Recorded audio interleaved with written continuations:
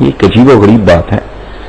مسلمانوں میں نارملی پاکستانی چونکہ یہ زیادہ بیچارے ان کو ٹھیکیداری کا شوق ہے عالم اسلام کی، وہ منہ بھی نہیں لگاتے ان کو، لیکن یہ یہاں بیٹھے ہی ترکی کا بھی ان کا مسئلہ ہے، فلسطین بھی ان کا مسئلہ ہے، پتہ نہیں ان کے کیا کیا مسائل ہیں، وہ ان کو گھاس ہی نہیں ڈالتے، ان کو اندازہ نہیں ہے.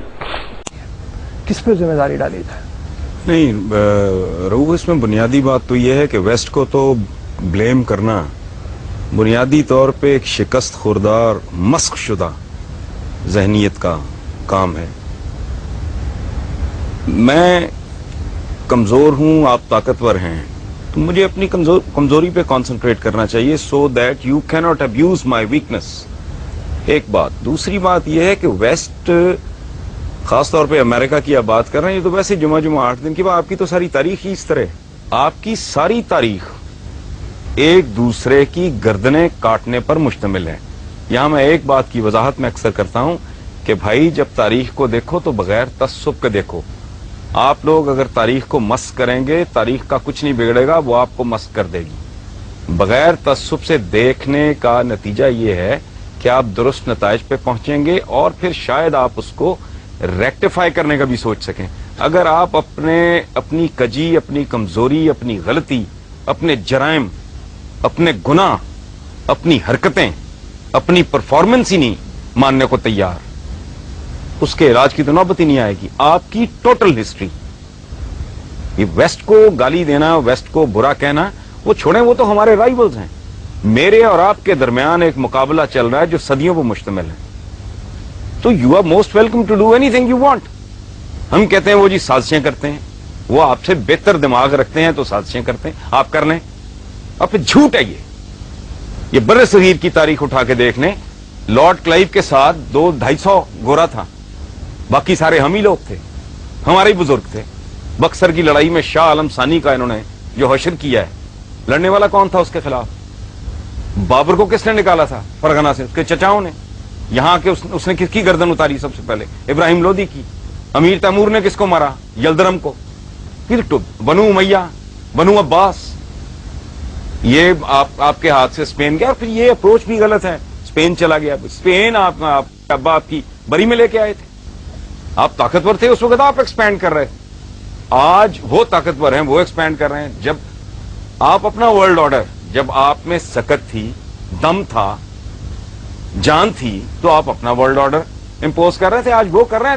رونا کس بات کا؟ اس کو گالی مت دیں، اپنے گریبان میں جھانکیں. ہمارے پنجابی میں کہتے ہیں اپنی منجی تلے ڈانگ پھیرو تو انہوں سمجھ آئے. آپ کی ٹوٹل تاریخ، یلدرم پورے یورپ کو اس نے آگے لگایا ہوا تھا. امیر تیمور صاحب یہاں سے روانہ ہوتے ہیں، جا کے اس کا ستیہ ناش کر دیتے ہیں. مغلوں کا دور دیکھ لیں، کہتے ہیں جی انگریز نے ڈیوائڈ اینڈ رول کیا. کدھر ڈیوائڈ اینڈ رول کیا؟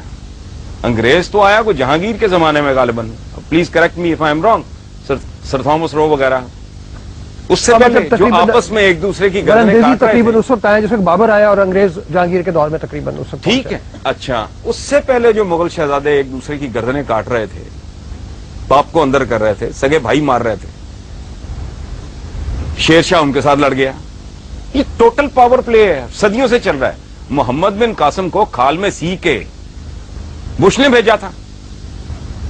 عبیدہ بن الجراح کے ساتھ کیا ہوا تھا؟ آپ کے جتنے جنرلز ہیں جس کو آپ اتنا گلوریفائی کرتے ہیں، کبھی اپنے بچوں کو پڑھائیں ان کے انجام کیا ہوئے تھے؟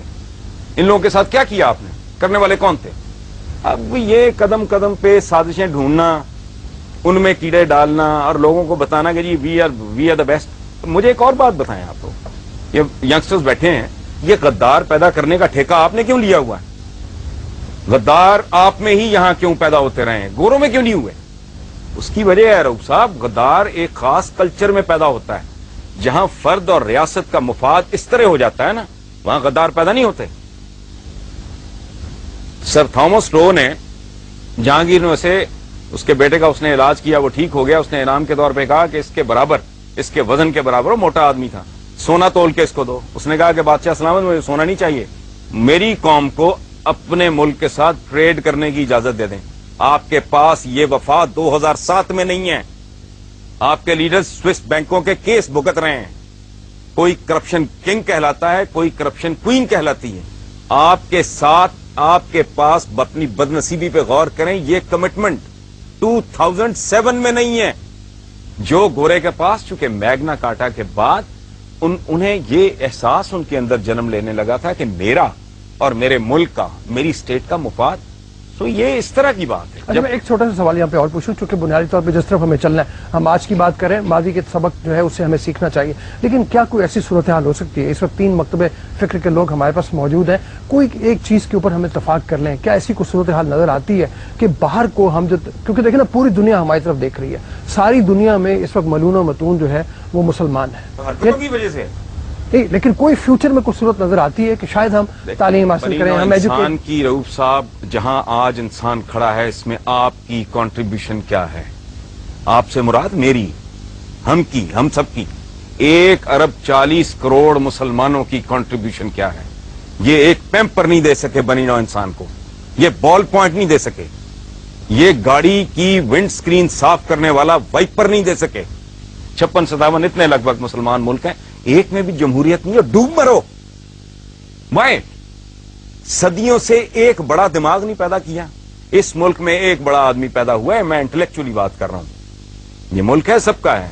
जिन्ना साहब के स्टेटमेंट्स रिकॉर्ड पे हैं कि हिंदू अपनी जगह, फलां अपनी जगह, उसको आप जो भी लेबल लगाएं, डॉक्टर अब्दुल सलाम, उसको उन्होंने ठुड्डे मार के इस मुल्क से बाहर निकाल दिया। सदियों से एक बड़ा आदमी आपने पैदा नहीं किया। औकात यह है कि एक एवरेज लेवल का, एक आम सतह का दानिश्वर बात करता है क्लैश ऑफ सिविलाइजेशन, ये उसको सर पे बिठा लेते हैं और पूरी दुनिया में डिबेट पे शुरू हो जाती है। क्लैश ऑफ सिविलाइजेशन तो है ही नहीं, ये क्लैश ऑफ फेथ्स है। सिविलाइजेशन तो उनके पास है, आपके पास कौन सी सिविलाइजेशन है? बकरे में पानी इंजेक्ट करके उसका वजन बढ़ाने वाले, अपने बच्चों को नापाक गंदा गलीज दूध देने वाले, लाइफ सेविंग ड्रग्स में मिलावट करने वाले, जाली दवाइयां बनाने वाले, ला कानून, किसी मुल्क में ना आईन है, ना कानून है, ना आवाम की कोई इज्जत है, ना इज्जत है नफ्स है। आप रोटी नहीं दे सकते, इज्जत तो दें, आप वो भी नहीं दे सके। कौन सी ऐसी चीज, मुझे इतने यहां बच्चे बैठे हैं, इतने माशाल्लाह इस मुल्क की क्रीम बैठी है, मुझे एक बात, मैं दावा कर रहा हूं इतना बड़ा, एक बात बताएं जिस पे आप फख्र से कह सके कि ये हमारे पास है, जो दुनिया में और कहीं नहीं है। ठीक जी, एक सेकेंड जी। पाकिस्तान में 3 तरह के मुसलमान अभी हैं। एक वो हैं जो एक्सट्रीमिस्ट हैं, जिनको यूरोप मतलब कहते हैं जी, जो खुद कुछ हमला जो करते हैं, ठीक है। एक वो हैं जो लिबरल एक्सट्रीमिस्ट हैं, जो कि मुशर्रफ, जो कि डांस पार्टीज, शराब सब कुछ साथ है और इस्लाम के नाम पे भी वो बोल रहा है। और एक हम लोग हैं, ठीक है। अब मेरा आपसे ये क्वेश्चन है कि आप हमें बताएं हम किसको फॉलो करें, हम कौन से इस्लाम को लेके चलें? जी हसन साहब। असल बात यह है कि यहाँ यंगस्टर्स बैठे हैं। देखो, अगर तारीख ठीक है और अखलाकियात के वो पैमाने नहीं हैं जो यहाँ बयान किए गए हैं, ये बड़ी सानवी सी चीजें हैं। जो यहाँ बड़े हीरोज बयान किए गए हैं ना पिछले 500 सालों में, उनमें एक आदमी भी ऐसा नहीं है जिनका बनी नौ इंसान नाम भी जानती हो, या जिसने कुछ कॉन्क्रीट जिसकी को कंट्रीब्यूशन हो। यहाँ बत्ती जल रही है ना, 1 मिनट बोले ना बीच में, मैंने आपकी बात में नहीं बोला। अल्लामा इकबाल को नहीं जानते आप?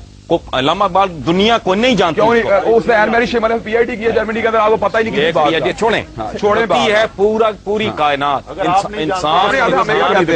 इंसान मुत्तफिक है, ठीक है। टेक्नोलॉजी है, साइंस है, इन्वेंशन है, उस पर लोग मुत्तफिक हैं। वो हैं बनी नौ इंसान के कॉमन हीरोज, दैट इज अच्छा। अगली बात यह है कि अगर वेस्ट आज 1 अरब 40 करोड़ मुसलमानों को रगेद रहा है, तो अकल इस्तेमाल करें।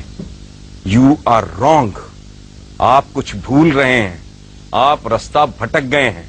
अगर आपकी तारीख भी ठीक है, आपका अखलाक भी ठीक है, आप 1.5 अरब भी हैं और जूते भी खा रहे हैं, तो there is something terribly wrong.